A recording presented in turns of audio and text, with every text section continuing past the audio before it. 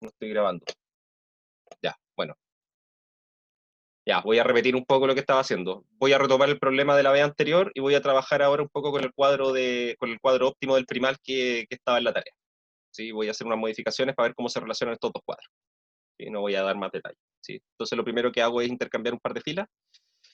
Y ahora esta columna la voy a escribir al lado izquierdo. Eso da lo mismo donde lo escriba. ¿Sí? Es finalmente una cosa de notación. Y el resto lo voy a dejar tal cual estaba.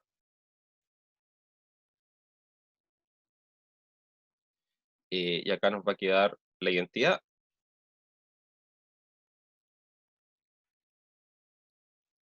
Sí, ¿por qué lo menciono? Porque, claro, también viendo en la tarea vi que varios realizaban el método simplex de esta forma, ¿sí? Escribiendo, digamos, los valores del lado derecho de la ecuación, escribiéndolo al lado izquierdo, junto con el valor óptimo en la esquina izquierda, ¿sí?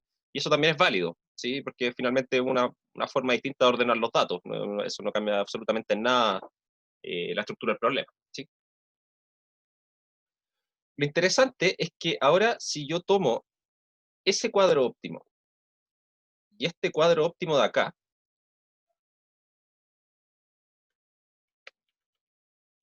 y este cuadro óptimo le voy a hacer el mismo tratamiento, ¿sí? Voy a borrar esta columna de aquí de la derecha y la voy a escribir al lado izquierdo.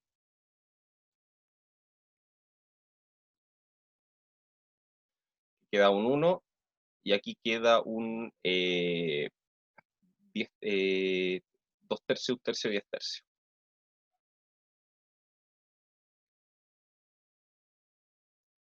Nos queda esto. ¿Sí? Pero fíjense que si yo finalmente tomo estos dos cuadros y los analizo en detalle, lo que va a pasar es que eliminando las matrices de identidad,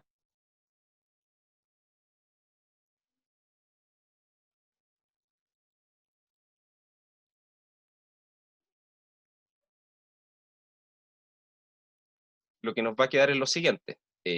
Esto no siempre va a ocurrir solamente intercambiando filas, sino que de repente voy a tener que intercambiar columnas. Eso va a significar intercambiar los roles de las variables. ¿Sí? Pero eso tampoco es una complicación, o sea, es acordarse que en el fondo estoy intercambiando los roles que tienen las variables.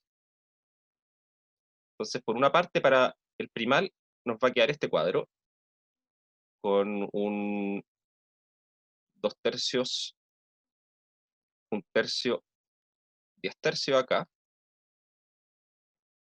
y acá va a tener esta matriz, menos 1 tercio, menos 1 tercio, 1 tercio. Acá tiene 1 tercio, 2 tercios, y acá tiene un 0, menos 2 tercios, 0, 1 tercio. Esto para el problema P, y para el problema D nos va a quedar este cuadro acá. 2 tercios, 1 tercio, 10 tercios. Acá nos va a quedar un menos 1, menos 2, menos 1. Y acá nos queda 1 tercio, menos 1 tercio, 2 tercios. 1 tercio, menos 2 tercios, 0. Menos 1 tercio, 0, menos 1 tercio. Y fíjense lo que pasa. Resulta que si yo ahora miro esta como una matriz de 4 por 4 y la transpongo, ¿sí? ¿Qué va a pasar? Bueno, este 1 va a quedar en esa posición fija. Esta fila de acá, ese 2 tercios, 1 tercio, 10 tercios, va a quedar acá a la izquierda, ¿sí? Este 1, 2, 1 va a quedar acá arriba, ¿sí? Y ahí lo que voy a ver es que en realidad va a ser lo mismo que está acá a la derecha, pero con los signos cambiados, ¿sí?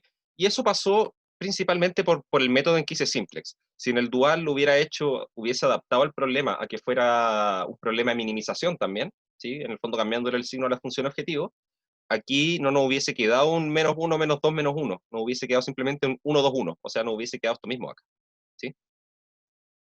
Y por último, lo importante es lo que pasa acá abajo, ¿sí? Resulta que si yo transpongo esta matriz de acá y la multiplico por menos 1, me da exactamente la matriz que está acá, ¿sí? Eso me está diciendo que en realidad, como a la larga, esta parte de acá corresponde a la multiplicación de, si B es mi matriz de base, esto corresponde a B a la menos 1 por n, ¿sí? Y esto también corresponde a B a la menos 1 por n, pero para el problema dual, ¿sí? Lo que estoy diciendo es que una de esas matrices, uno de esos resultados, es menos el traspuesto de la otra. Y eso lo que me está diciendo es que hay una relación bien estrecha entre cuáles son las bases, digamos, las soluciones básicas del problema dual con las del problema primal. ¿Sí? Porque no es coincidencia, ¿sí? Esto es un hecho general, ¿sí? El hecho de que esas dos multiplicaciones van a coincidir. Entonces, esa termina siendo una forma distinta, digamos, de interpretar el teorema de holgura complementaria, ¿sí? Porque, de cierta forma, el teorema de holgura complementaria, ¿qué me dice? Me dice que ciertas multiplicaciones tienen que ser igual a cero. O sea que si alguna desigualdad no la alcanzo con igualdad, eso significa que la variable de holgura tiene que ser positiva, entonces para esa ecuación, la variable en el otro problema tiene que ser cero, ¿sí? Y viceversa, ¿sí? Entonces, eso nos está indicando que, claro, si la variable en uno de los problemas ahora no es cero, entonces la variable de holgura en el otro tiene que ser cero, necesariamente, ¿sí? Para que la restricción se alcance con igualdad y tener que el producto sea cero, ¿sí? Entonces, esto quería mencionarlo, ¿sí? Es un hecho que eh, no es coincidencia, ¿sí? Esto es un hecho general. Esto indica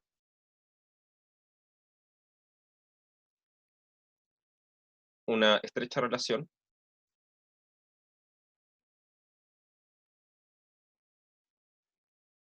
entre las soluciones básicas, entre las variables básicas, digamos, de cada problema.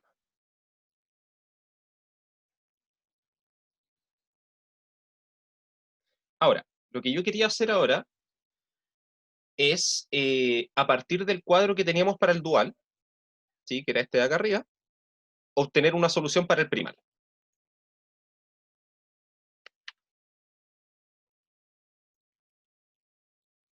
¿Sí? Entonces tenemos problema dual, nos llevó a esto de acá. Entonces, ¿cuál era la estructura de nuestro problema? Vamos a ver el enunciado. ¿Hasta dónde? Tarea, optimización, tarea.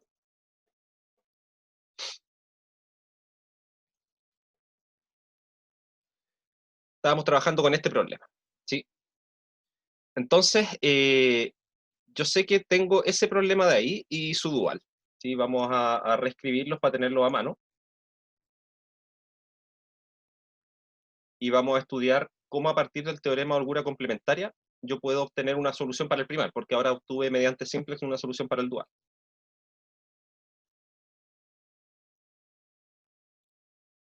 Esto sujeto a que 2x1 menos x2 más 4x3 menor o igual a 4, x1 más x2 más 2x3 menor o igual a 5, y esta tercera desigualdad inmediatamente ahora la voy a anotar como, perdón, la voy a anotar como una desigualdad menor o igual, así que le voy a cambiar el signo. Menos 2x1 más x2 menos x3, menor o igual a menos 1. Y las tres variables positivas. Y el problema dual en este caso nos queda como un problema de máximo de, es esto, el máximo de 4y1, 4y1 más 5y2 menos, eh, menos y3, ¿sí? Sujeto a las siguientes restricciones. Nos va a quedar que 2y1 más y2 menos 2y3 tiene que ser menor o igual a 5. Menos y1 más y2 más y3 tiene que ser menor o igual a menos 3. Y, ¿qué más nos queda acá? 4y3, y1, que pegado, perdón.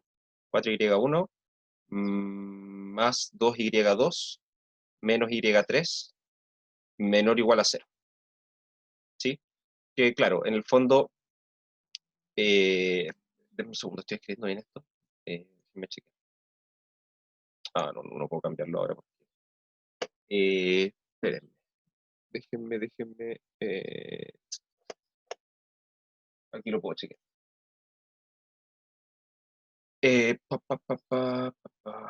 Tengo ese.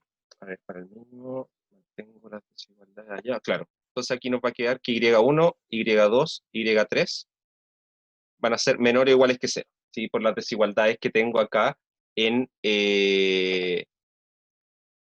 aquí en el problema de minimización. ¿Sí? Entonces, vamos a analizar cómo tendrían que verse estas condiciones de holgura complementaria. ¿Sí? Si bien, en principio, yo no tengo un teorema de holgura complementaria para este par primal dual, ¿sí? No lo hemos estudiado, yo los puedo convertir digamos, en el problema que está en la pregunta 1 de la tarea 2, ¿sí? Donde ahí yo necesito que estas restricciones de acá sean de mayor o igual, y también necesito que estas restricciones de acá también sean de mayor o igual, ¿sí? Fíjense que esas dos cosas, cambiar esas dos restricciones simultáneamente es básicamente lo mismo, ¿sí? Pero bueno, aquí es relativamente simple, lo único que tengo que hacer es todas estas restricciones multiplicarlas por -1, ¿sí? Y aquí cambiar todos los signos, ¿sí? Entonces nos va a quedar que en realidad estos problemas son exactamente lo mismo que trabajar los siguientes problemas. Mínimo de 5x1 menos 3x2. Aquí vamos a tener menos 2x1 más x2 menos 4x3 mayor o igual a menos 4. X1 menos x1 menos x2 menos 2x3 mayor o igual a menos 5. Y por último esta otra que vuelve a hacer lo que era originalmente. Menos x2 más x3 mayor o igual a 1. Sujeto a que las tres variables son positivas. Y el dual nos va a quedar como el máximo de menos 4y1 menos 5y2 más y3, sujeto a que menos 2y1 menos y2 más 2y3 es menor o igual a 5, y1 menos y2 menos y3 menor o igual a menos 3, y menos 4y1 menos 2y2 más y3 menor o igual a 0, sujeto a que las tres variables ahora, que eran antes menor o iguales que 0, pero ahora como las intercambié mediante un cambio de variable, les cambié el signo a todas, ahora son mayor o iguales que 0. ¿Sí? Perfecto. ¿Qué me dice el teorema de holgura complementaria para este par primal dual? ¿Sí? Si en el fondo yo tengo acá que mis restricciones son de la forma a por x mayor o igual a b, con x mayor o igual a 0, y acá tengo esta que es a traspuesto por y, sí, fíjense que esto termina siendo efectivamente a traspuesto, ¿sí? Después de haber hecho esos cambios, igual se mantiene esa propiedad, ¿sí? Menor o igual a c, con y mayor o igual a 0, ¿sí? ¿Qué es lo que yo sé del teorema de holgura complementaria? Yo sé que si x barra y barra son óptimos, ¿sí? Respectivos, entonces se tiene que cumplir lo siguiente. Se tiene que cumplir que si yo multiplico las variables del dual por las variables de holgura del primal, ¿sí? Que eso sería en el fondo tomar b menos a por x barra, eso tiene que ser 0, y que si tomo las variables de la solución del primal y las multiplico por las variables de holgura, perdón, acá esto lo anoté al revés, esto es a por x barra, da más o menos lo mismo, pero quiero dejar claro algo, ¿sí? A por x barra menos b, y acá c por a traspuesto por y barra, igual a 0, ¿sí? ¿De qué forma estoy haciendo esto? Yo lo estoy haciendo de manera que estoy multiplicando, estoy haciendo producto punto de dos vectores siempre que son mayores o iguales que 0, ¿sí? O sea, todas sus componentes son mayores o iguales que 0, ¿sí? Por eso cambié el orden acá de la igualdad, ¿sí? Entonces, de hecho, estoy diciendo que estos productos están alcanzando el menor valor posible que pueden alcanzar, ¿sí? Para X e Y que sean factibles, ¿sí? Eso. Entonces, yo sé cuánto vale y barra, ¿sí? Y barra habíamos dicho que era el vector que tenía en sus componentes, si yo miro el tablero óptimo que tengo acá al principio, tiene sus componentes. En la primera tiene 2 tercios, en la segunda tiene 1 tercio y en la tercera tiene 10 tercios. Entonces, 2 tercios, 1 tercio, 10 tercios. ¿Sí? Y yo sé que al multiplicar esto, eso implica que, bueno, y barra traspuesto por a por x barra menos b, tiene que ser igual a 0, necesariamente. ¿Sí? Pero eso de ahí, ¿sí? Eso sale simplemente de acá. ¿Sí?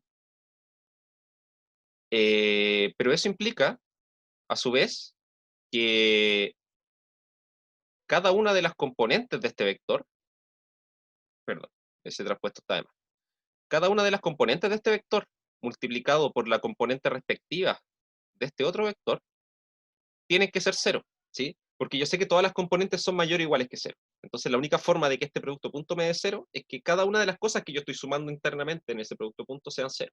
¿Sí? Pero esto me lleva directamente a que necesariamente para todas las componentes se tiene que cumplir que a por x es igual a b. No me queda otra opción. ¿Sí? Se tiene que cumplir esa igualdad. ¿Sí? ¿Me siguen hasta acá? Sí. Ya. Ahora, el teorema de holgura complementaria también me está diciendo otra cosa. Me está diciendo que para el óptimo que haya en el primal, en este caso, también se tiene que cumplir que este producto sea igual a 0. Pero fíjense que esa otra igualdad no nos va a dar ninguna información. ¿Sí? Notemos, además, que A traspuesto por Y barra, ¿qué termina haciendo? Termina siendo tomar este cuadrito de acá y evaluarlo.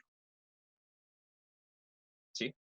Se lo voy a anotar acá abajo para hacer los cálculos simplemente ahora. Entonces, ¿qué me dice esto? La primera componente, tengo que tomar, a ver, menos 2y1, eso nos da menos 4 tercios. Después le tengo que restar 1 tercio, así que nos da menos 5 tercios. ¿Sí? Más 2y3. Y aquí esto nos va a dar, nos da 5 tercios. Espérense, algo me pasó acá. Un segundo.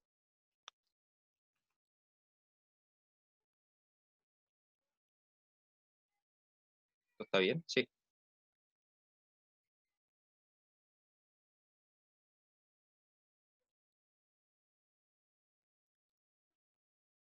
No me están alcanzando los signos, espérenme. Porque esto me debería dar exactamente 5. Y a ver acá qué pasa en el otro, me va a pasar que 2 tercios, menos 1 tercio da 1 tercio, menos 10 tercios. Ya, parece que estoy calculando mal en la primera. Denme un segundo para despejarme. Sí, fíjense en la segunda componente ahora. Tengo el Y1, que es 2 tercios, le resto el Y2, así que ahí nos va a quedar 1 tercio, ¿sí? Y a eso le voy a restar ahora 10 tercios. Eso nos da menos 9 tercios, que sería menos 3. ¿Sí? En la tercera componente tengo menos 4 por 2 tercios, tenemos menos 8 tercios. A eso le estoy restando 2 tercios más. Entonces tenemos menos 10 tercios.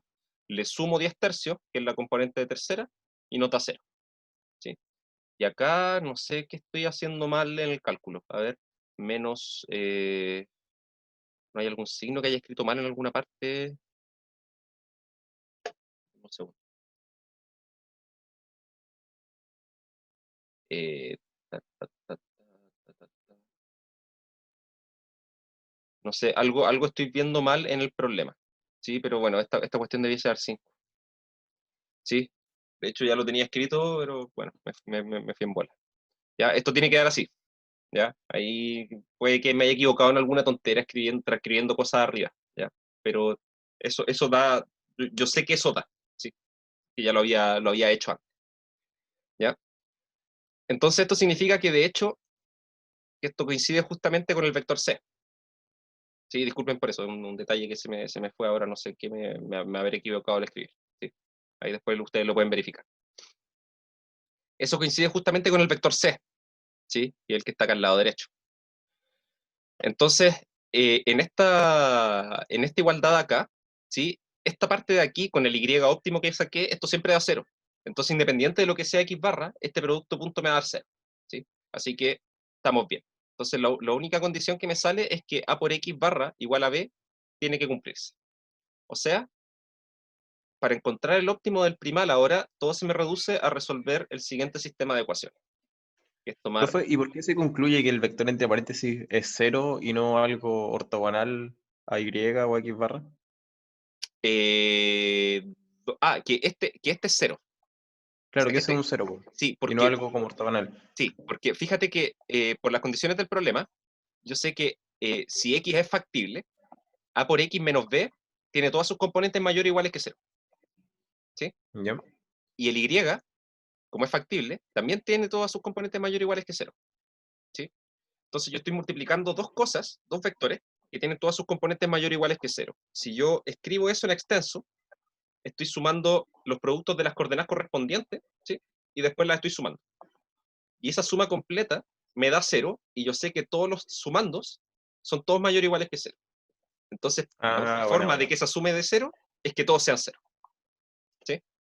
Ok, Y eso, perfecto. eso me lleva a la igualdad. Entonces, claro, en este caso, como y barra tiene todas sus componentes estrictamente positivas, las componentes del otro vector tienen que ser todas 0. Eso. Entonces, se tiene que cumplir necesariamente que a por x barra menos b es 0. ¿Sí? O sea que se tiene que cumplir el siguiente sistema de ecuaciones. Voy a tomar esto de acá. En el fondo voy a tomar todo esto de acá arriba, pero todo con igualdad. Entonces, menos 2, menos 1, 2. Menos 2, menos 1, 2. Después tenemos 1, menos 1, menos 1. Y por último, menos 4, menos 2, 1. 4, menos 2, 1. ¿Sí? Y eso tiene que tener acá al lado derecho un menos 4, un menos 5 y un 1. ¿Sí? Eso es lo que me está diciendo lo de arriba, ¿sí? A por x igual b es esto de acá, ¿sí? Y bueno, esto ya, escalonamiento,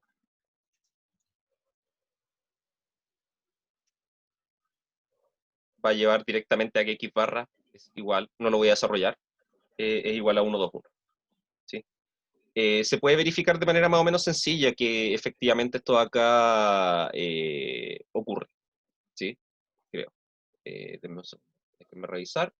Era 1, 2, 1 el óptimo en el dual, ¿cierto? O sea, no, perdón, era... Ah, sí. No, era 2, 1, 1. Perdón, me equivoqué.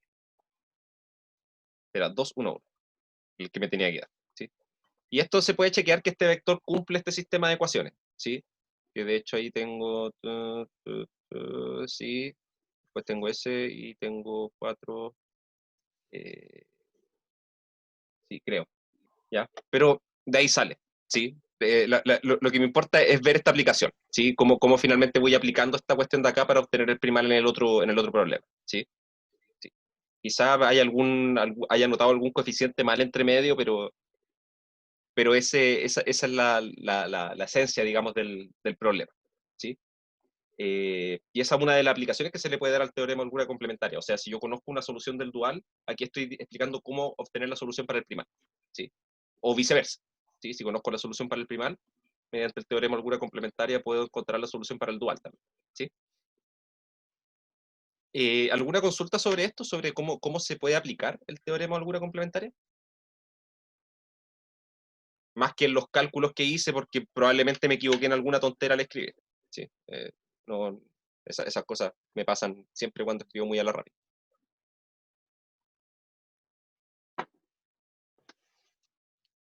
Una duda rara, profe, es que a mí ¿Sí? siempre me había dado la idea de que el teorema de holgura complementaria como que se podía interpretar también de que las variables de holgura daban cero. Onda Sí, como, porque si yo... sí, sí, porque mira, fíjate que eh, cuando, cuando yo tengo este sistema, por ejemplo, o sea, tengo este sistema de inecuaciones, ¿sí? Después uno lo que hace, claro, yo llamo, después lo que yo estudio para el dual, por ejemplo, son estas, estos productos, ¿sí? Bueno, y típicamente lo que uno hace es llamar a esto el vector de holgura, ¿sí? Que es exactamente el que tengo que agregar para tener la igualdad, Ah, bueno. ¿sí? Sí, por eso mismo como que lo había asociado, porque, Eh, o sea, está la tarea igual, pues. Sí, Pero sí quería saber es, si estaba bien como esa eso es. construcción. Entonces, cuando aquí la variable y, una variable y, alguna de estas, es mayor que 0, entonces la respectiva acá tiene que cumplir, que se cumple igualdad aquí. Y eso significa que el u es 0, ¿sí? Esas son dos formas de anotar el teorema de holgura complementaria. Definir las variables de holgura directamente así, o sea, en el fondo decir, la holgura va a ser igual a esta resta, ¿sí? De manera que al escribirla de esta forma me queda siempre mayor o igual a 0, ¿sí? Y decir que si yo multiplico las variables del problema dual por las variables de holgura del primal, eso es 0, ¿sí? Es exactamente lo mismo, ¿sí? Es una cuestión de notación, finalmente, ¿no? ¿Sí? Incluso hay una forma en que se escribe el teorema de holgura complementaria, este que estudiamos en la tarea 2, por ejemplo. Muchas veces esta parte de aquí, donde dice x barra y barra son óptimos, sí, solo si se tiene esto de acá al lado derecho. Muchas veces a esto de acá se le llama, a esto que el primer paréntesis se le pone S barra y al segundo paréntesis se le pone U barra, ¿sí? Porque una es la S barra, que va a ser, bueno, en realidad S va a ser el nombre que se le pone a las variables de holgura en el problema dual, y U el nombre que se le pone a las variables de holgura en el problema primal, ¿sí? Pero es una cuestión de notación, finalmente, ¿no? ¿Sí? Y por eso, claro, acá por eso las restas están en un orden y en el otro están en el otro. Acá estoy tomando 6 restándole la cuestión de la matriz por el vector, y acá la matriz por el vector menos b, ¿sí? Y eso es porque estoy ajustándolo para que en general, si reemplazo y barra o x barra por cualquier punto factible, estas restas son vectores que son siempre mayores o iguales que 0, ¿sí? Eso es como lo que se suele hacer, ¿sí? Ok, vamos a hacer una pausa más cortita ahora, ¿sí? Vamos a hacer una pausa de 5 minutos y vamos a ocupar la última media hora que nos va a quedar para ver un problema de KKT, ¿sí?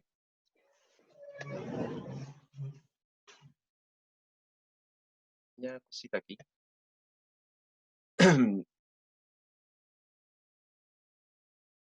Así como para tenerlo claro, en casos, digamos, más generales.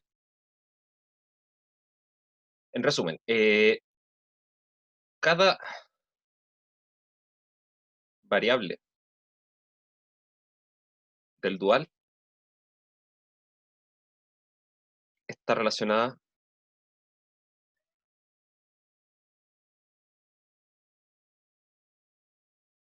a una restricción del primal, y de la misma forma, cada restricción del dual está relacionada a una variable del dual, perdón, del primal, ¿sí? Sí, en el fondo, pasar a la dualidad es, entre comillas, intercambiar el rol entre variables y restricciones, ¿sí? Ese es como la esencia de la dualidad, ¿sí? Un teorema, y lo noto así, un teorema de holgura complementaria, ¿sí? Y lo digo de esta forma porque en realidad teoremas de holgura complementaria básicamente se pueden armar para cualquier par primal dual dependiendo de la estructura que tenga, ¿sí?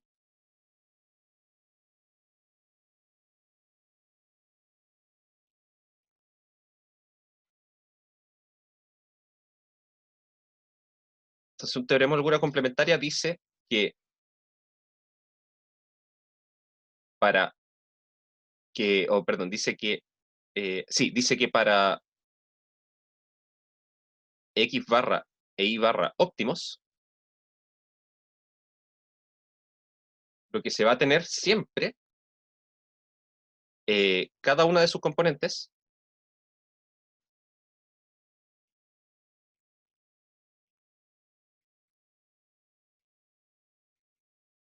multiplicada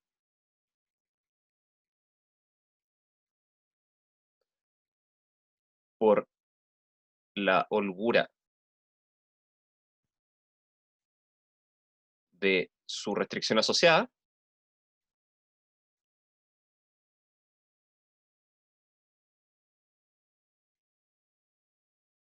es 0. ¿Sí? Eso es, digamos, una versión, digamos, lo más general que yo podría dar de un teorema de holgura complementaria. ¿Sí? Eso es lo que hace. Yo sé que la variable x1 del primal está asociada a la primera restricción del dual. ¿Sí? ¿Ya? Yo no sé si mi variable x1 puede ser menor o igual a 0, mayor o igual a 0, puede ser irrestricta incluso, ¿sí? Pero yo sé que si multiplico su valor, si estoy en el óptimo, si multiplico el valor de esa primera coordenada por la holgura que tenga esta primera restricción en el dual, ¿sí? Una vez que estoy en el óptimo, esa multiplicación me tiene que dar 0, ¿sí? Y eso me va a pasar para todas las variables, ¿sí? Y va a pasar para todas las variables del primal y para todas las variables del dual, ¿sí? Entonces, por ejemplo, si tengo que, en mi problema primal, por ejemplo, tengo que x1 es una variable irrestricta. Con eso yo sé que en el dual, la primera restricción va a ser de igualdad, ¿sí? Y si yo me pongo a analizar, resulta que una restricción de igualdad no tiene holgura, ¿sí? No tengo holgura para moverme, o sea, yo sé que siempre tiene que cumplirse de igualdad. Entonces, en el fondo, la holgura, si yo lo analizo de esa forma, la holgura siempre va a ser 0, ¿sí? ¿Se entiende la idea? Entonces, como esa holgura siempre va a ser 0, si yo la multiplico por el valor de x1, que puede ser irrestricto, ese producto siempre me va a dar 0, ¿sí?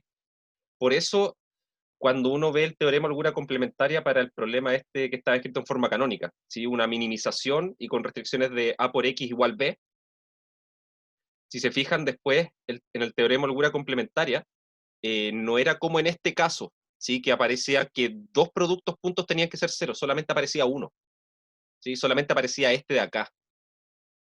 Solamente me decía que esto de aquí tenía que ser 0, ¿sí? ¿Por qué pasa eso? Porque en realidad, si estoy en un problema escrito en forma canónica, yo sé que a por x menos b, eso de hecho vale 0 siempre, ¿sí? Porque es una restricción de igualdad. Así que este producto siempre va a ser 0. Así que por eso no está incluido en la conclusión del teorema, ¿sí? ¿Se entiende eso?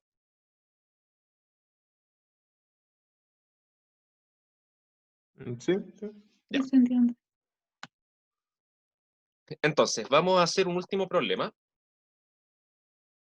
Vamos a hacer un problema de KKT. Vamos a inventar un problema de KKT.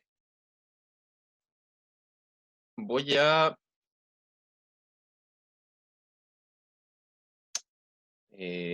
a tomar un conjunto de restricciones que va a estar dado por... Ya, voy a tomar como función objetivo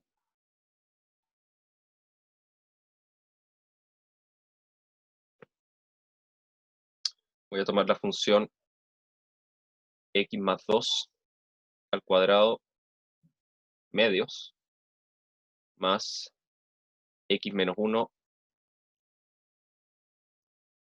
tercios y esto al cuadrado. Me voy a poner un 4 acá y un 9 aquí para que no me queden raíces raras.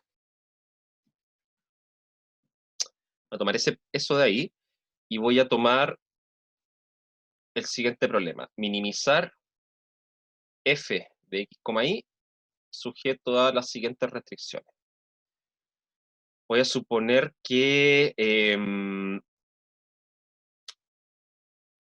a ver, yo lo que quiero es que eso, voy a pedir que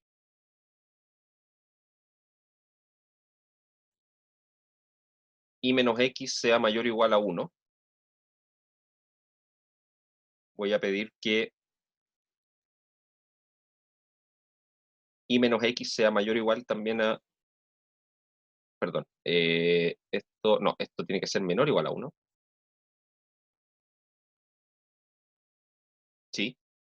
Esto mayor o igual a menos 1. Y que x cuadrado más y cuadrado sea menor o igual a 1. Ese va a ser mi conjunto. ¿Ya? Profe, la función objetivo, el segundo que es capaz debería ser un i. ¿Cómo, perdón? Ah, En sí, la sí, función sí, sí. objetivo. Sí, gracias. Eso, sí. Y. ¿Ya? Entonces, esto va a ser. Entonces, claro, aquí yo en le aviso desde ya, en el examen, no voy a preguntar por KKT con restricciones de igualdad, ¿sí? Al final no aportan mucho, ¿sí? No es mucho lo que aporta, ¿ya? Y si fuese así, quizá les haga un problema que tengan que tomar esa restricción de igualdad y en el fondo decirles, bueno, considere el siguiente cambio de variables y vea que en realidad este problema se puede llevar a un problema que era de 3 variables con una restricción de igualdad, llevarlo a un problema de 2 variables con restricciones solo de desigualdad, ¿sí? En el fondo que sería un problema que está definido como en un plano, una cuestión así, y yo les daría un cambio de variable para mostrar que en realidad ese plano como que lo pueden escribir como horizontal y interpretarlo como un nuevo plano XY, ¿sí? Si es que, ¿sí? Porque tendría que craneármelas para eso, para inventar un problema así. Pero yo creo que lo más probable es que sea un problema así como este, ¿sí? Solo con restricciones de desigualdad. Entonces, primero, ¿ya? Entender un poco este conjunto, ¿sí? Tratemos de entender cuál es mi conjunto donde estoy optimizando, ¿sí?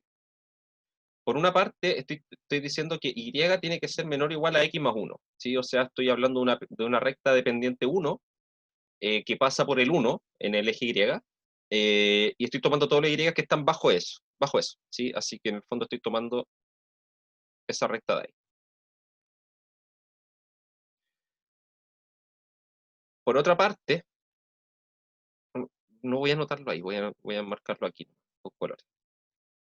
Por otra parte, estoy diciendo algo similar, ¿sí? Estoy diciendo X mayor o igual a X menos 1, ¿sí? También recta dependiente 1, que pasa por menos 1 en el eje Y. Así que sería una recta paralela que está pasando por acá abajo, ¿sí? Y estoy tomando, bueno, aquí no lo dije, pero aquí estoy tomando de aquí hacia abajo y aquí estoy tomando de aquí hacia arriba, ¿sí? Entonces ahora ya mi conjunto de restricciones hasta este momento es como una, digamos, una banda en diagonal, ¿sí? Y por último, estoy tomando la restricción x cuadrado más y cuadrado menor o igual a 1. Eso es un círculo de radio 1, ¿sí? Que está centrado en el origen. Entonces eso debería ser algo así. Pasa por aquí, pasa por acá, pasa también por este punto, pasa por acá y por acá. Y que tiene que ser todo lo que está de ahí hacia adentro, ¿sí?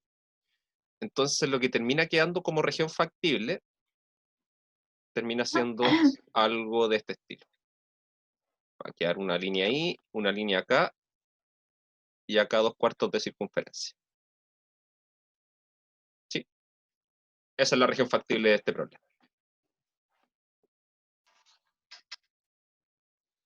¿Ya? Ahora, ¿cómo se ve mi función objetivo? Yo sé que para alfa mayor o igual a 0, bueno, en realidad para alfa en R, voy a hacerlo en general, tenemos lo siguiente. Voy a analizar las curvas de nivel de esta cosa.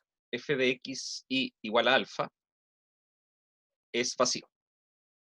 ¿Sí? No hay ningún par x y que haga que eso sea igual a alfa si es que alfa es menor que 0. ¿Sí? Porque estoy sumando 2 cuadrados. Así que esto jamás me da negativo. F de x y igual 0. Eso se cumple sí solo sí. X vale menos 2 e y vale 1. ¿Sí? Y por último, voy a tener acá f de x y igual a alfa. Es una elipse de semiejes semiejes 2 y 3, centrada en menos 2, 1. ¿Sí? Entonces lo que yo voy a hacer ahora es un análisis gráfico de esto. ¿Sí? De hecho, esto también les sirve para la tarea. ¿Ya? Voy a hacer un análisis gráfico de esto para determinar cuál debiese ser mi óptimo. ¿Ya? Y aquí vamos a aprovechar que estamos con la magia de la educación a distancia y vamos a ocupar Internet.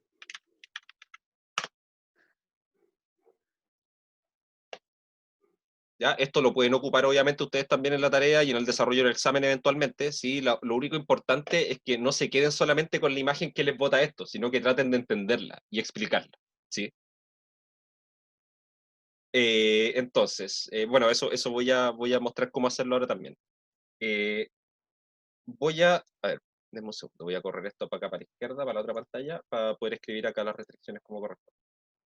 Entonces, tenemos por una parte, y menos x es menor o igual a 1.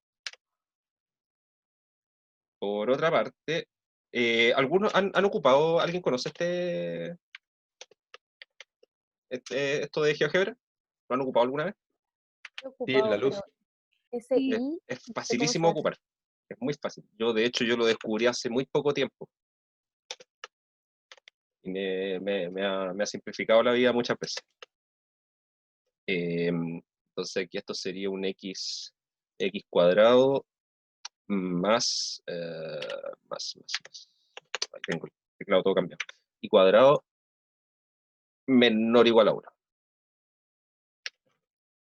Ya, listo, ahí tenemos justamente lo que había dibujado, así que estamos bien.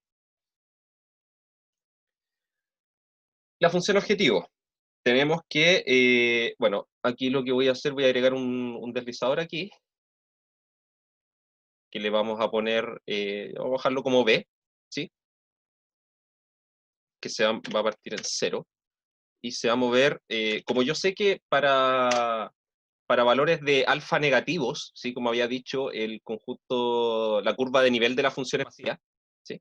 Entonces voy a mover esto entre 0 y lo voy a mover entre 0 y 10, ¿sí? Y le vamos a poner acá con un incremento de 0.001, para que se mueva más o menos suavecito, ¿ya? Y usando eso voy a escribir las curvas de nivel, ¿sí? Yo sé que a ver, voy a cambiar esto acá, me sale más fácil escribir con el teclado así. X más 2 al cuadrado, esto dividido por 4, entonces voy a anotarlo acá adentro. Esto me queda dividido por 2, ahí sí. Más, entonces aquí tenemos un y menos 1, y menos 1, dividido por 3, perdón, y todo esto elevado a 2. Y eso igual a B. ¿Ya? Entonces, claro, esto parte siendo acá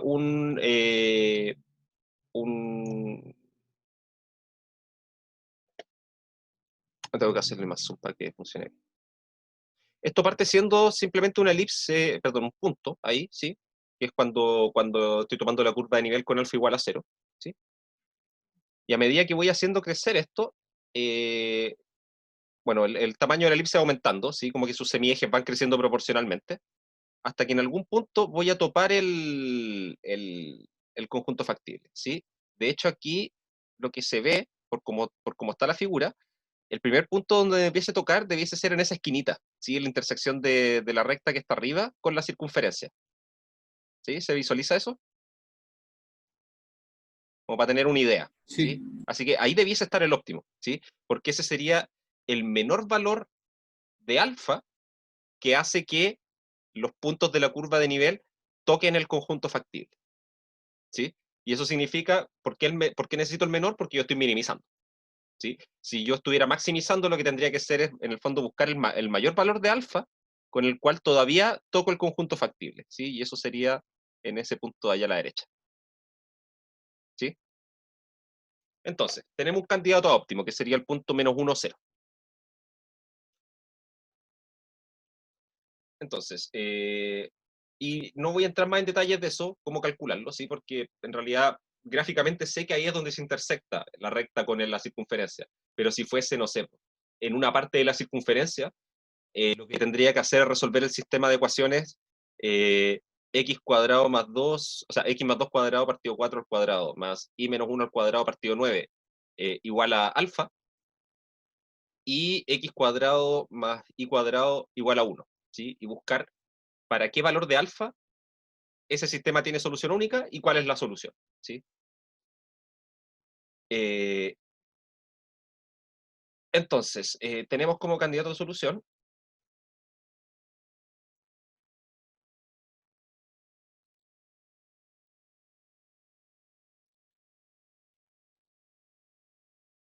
x barra igual a menos 1 y barra igual 0, ¿sí? Pregunta, ¿tiene solución el problema? Tengo que justificar, o sea, no me voy a preocupar de verificar alguna solución con KKT si es que en realidad el problema no tiene solución. Entonces, la primera pregunta que tengo que hacerme ahí, ¿tiene solución el problema? Y la respuesta es sí, porque la función f es continua y el conjunto de restricciones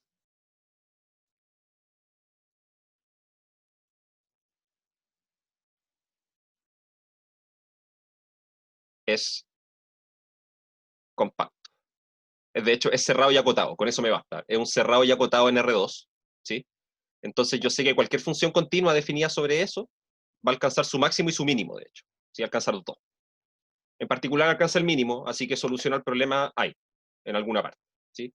Y como candidato a solución tenemos este punto de acá.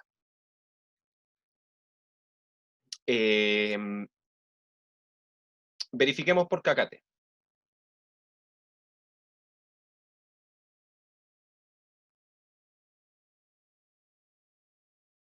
Entonces, yo sé que el gradiente de mi función f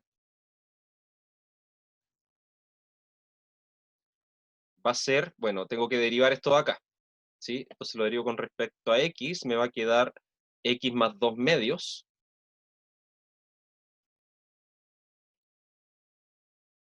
Y en la otra coordenada, voy a anotarlo hacia abajo, por mañana nomás. En la otra coordenada nos va a quedar y menos 1, 2 y menos 1, partido en 9.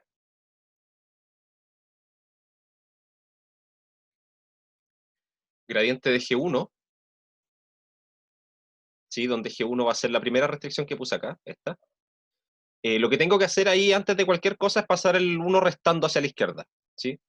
Y tomar el gradiente de eso, que va a ser menos 1, 1. Gradiente de G2 va a ser, y ojo acá, ¿sí?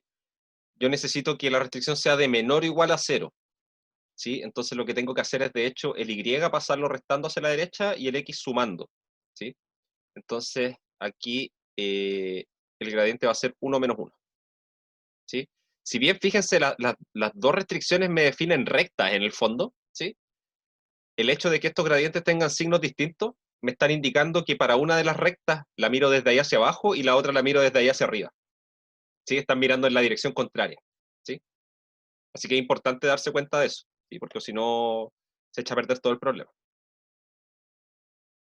¿sí? Fijarse bien que la restricción la esté tomando como una restricción de menor o igual a 0. Y por último, G3 está de acá, ¿sí? Tengo que pasar el 1 restando hacia la izquierda y derivar esto, que nos va a dar 2x, 2y.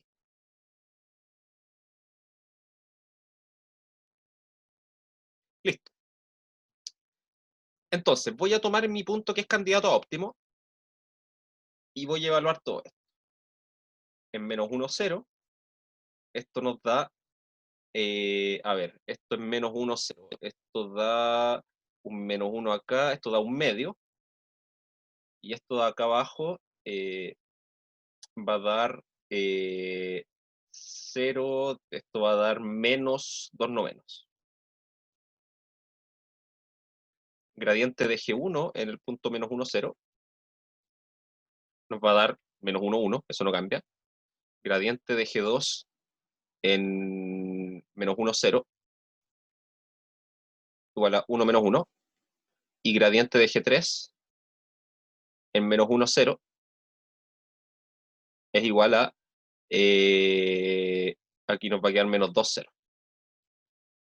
Entonces, la pregunta primero es si es que yo en este punto puedo usar el teorema de Kakate, porque el teorema de Kakate parte con una hipótesis previa, que es que el conjunto de los gradientes de las restricciones activas tiene que ser linealmente independiente, ¿sí?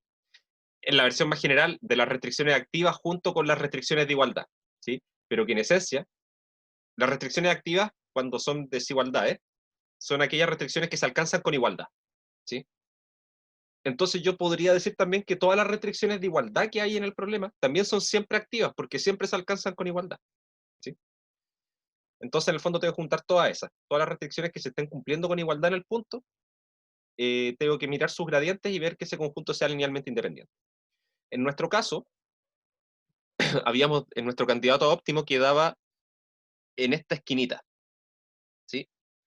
Así que significa que estoy justo en la intersección de la recta con la circunferencia, o sea que estas dos restricciones, esta de acá y esta de acá, están siendo activas al mismo tiempo, ¿sí?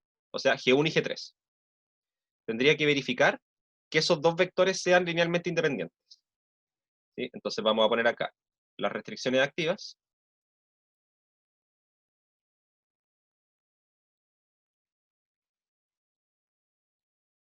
son G1 y G3, cuyos gradientes, que son, los voy a anotar acá entre paréntesis nomás, menos 1, 1 y menos 2, 0, son linealmente independientes, ¿sí? Ahí no voy a profundizar nada en eso, ¿sí? Son claramente linealmente independientes. Así que estoy en condiciones de aplicar el teorema, ¿sí? Entonces, si ese punto es el mínimo, debiesen existir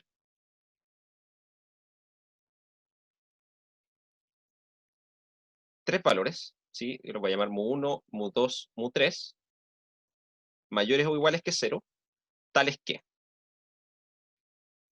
¿Qué tienen que cumplir estas cosas? Tienen que cumplir que, bueno, si tomo el gradiente de f, ¿sí? Voy a anotarlo por componentes, ¿sí? Esto nos va a dar un medio, después mu1 multiplicado por el gradiente de G1, así que nos va a quedar acá menos mu1, en la otra aquí nos va a quedar más mu2, y acá menos mu3, tiene que ser igual a 0, en la otra componente nos queda menos 2 novenos, más mu1, menos mu2, más nada, igual 0, ¿sí? Tenemos eso. Y por otra parte, vamos a tener que vamos a tener una condición de holgura complementaria, ¿sí? Fíjense que esto es lo mismo que la holgura complementaria, salvo que aquí no estamos escribiendo el problema dual, ¿sí? Sino que estamos escribiendo estas constantes que tienen que ser mayores o iguales que 0, ¿sí? En el fondo casi que yo las podría interpretar como la solución del problema dual, ¿sí? Fíjense que termina quedando ahí un mu por cada restricción que había originalmente, ¿sí? Así que va más o menos por el mismo lado. Y que yo necesito que la multiplicación de eso por la holgura de cada una de las restricciones sea 0, ¿sí? Y cuando me refiero a la holgura, fíjense que cada una de las restricciones eran g menor o igual a 0, ¿sí? G sub i menor o igual a 0. Entonces la holgura de eso es tomar, bueno, 0 por lo otro, ¿sí? Y multiplicarlo por mu y que eso sea 0. O sea, le puedo sacar ese signo. Eso es decir que mu por g tiene que ser 0, ¿sí? Entonces, aquí yo ya sé inmediatamente que las restricciones G1 y G3 son activas, así que esas van a valer 0 al evaluarlas en el punto, así que me olvido de esas dos, no voy a anotar las ecuaciones porque yo sé que la multiplicación de esas por mu1 y por mu3 respectivamente siempre van a ser 0, independiente de lo que sea mu1 y mu3, pero la que me va a importar es que mu2 multiplicado por la restricción G2, que dijimos que era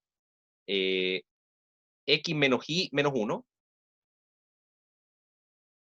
X menos Y menos 1, tiene que ser igual a 0. ¿Sí?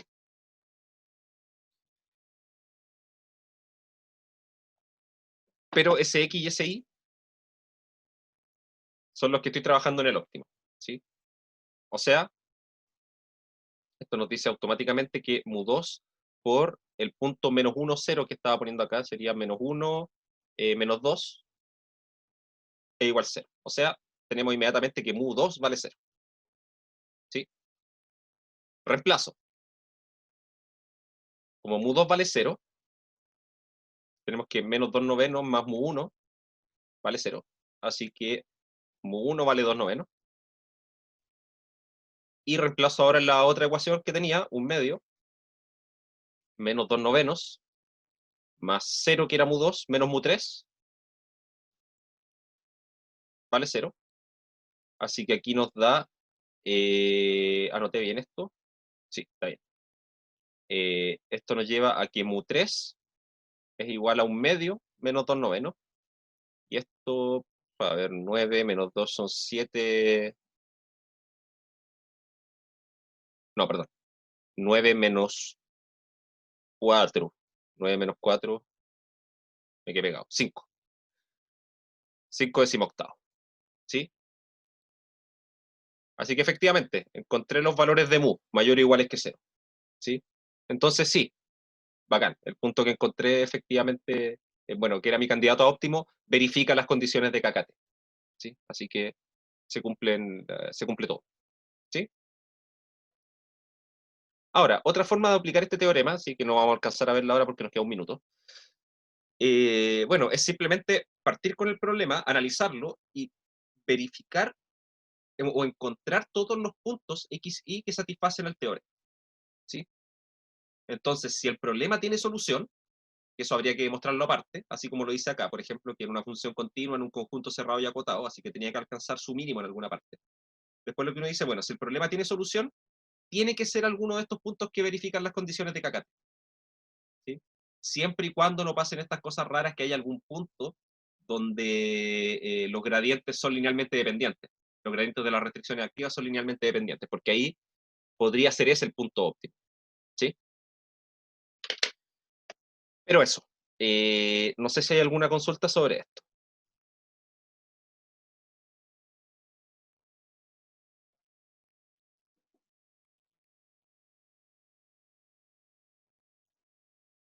Ya, parece que nada. Entonces, ya chiquillos, con esto damos por cerrado ya el curso, ¿sí? El resto ya sería la corrección de la tarea 2, la pregunta 5 que me falta todavía corregir. Que lo voy a estar viendo lo más pronto posible, ¿sí? Recuerden que lo más probable es que para el lunes que el reclamo tengo que ver bien el coordinador, ¿sí?